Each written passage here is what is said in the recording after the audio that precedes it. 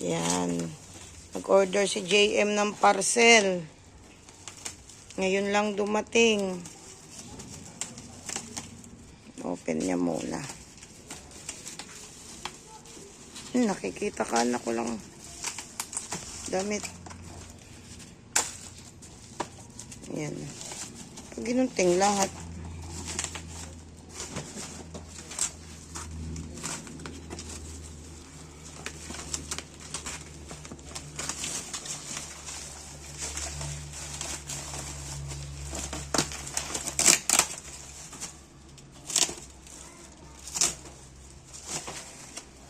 Huwag may lapit sa'yo. Ayan. Para hindi ka makita. Ayaw mong makita sa camera. Ayan. Ito yung nilalagay sa e-bike. Kasi pasaway yung mga posang yan eh. Isa nakatori pa talaga dun sa upuan. Kahit mayroon na siyang kahit mayroon siyang nakasapin na box. Mautak yung mga pusa eh.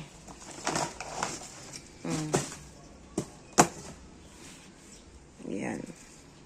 Ayan, panlagay yan sa e-bike. Ayan. Halika, testingin natin. Ayan. Yan, diyan yan nilalagay. Ayan. Pagka naka-stop ang e-bike, yan. Pero syempre, di na natin alisin yung karton. Di na daw pala alisin yung karton. Yan. Oh, sakto. Kaya lang dito, bitin. Wala nang kasamahan. Isa pa pala, oh. Order ulit si JM. O kaya di mo sama. Ayan na lang. Diyan na lang muna, pansamantala. Pansamantagal. Oh. Oh, sakto. Hindi na sila makakaakyat.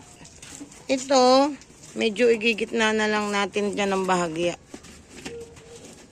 Ayan.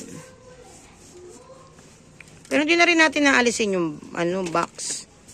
Mauutak yung mga pusa eh. Oh, di ba? Pwede na yan. So, gitna natin ng, o kaya ayan.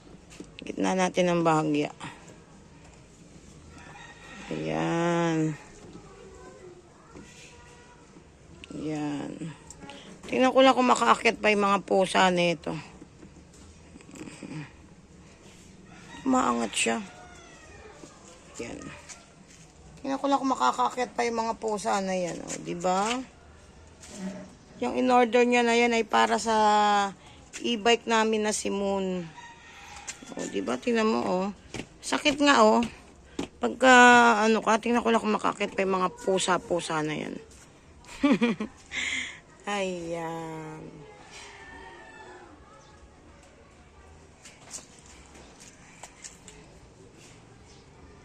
Bitin nga sana to eh. Kaya lang, dapat yan paghiwalayin na lang. O, diba?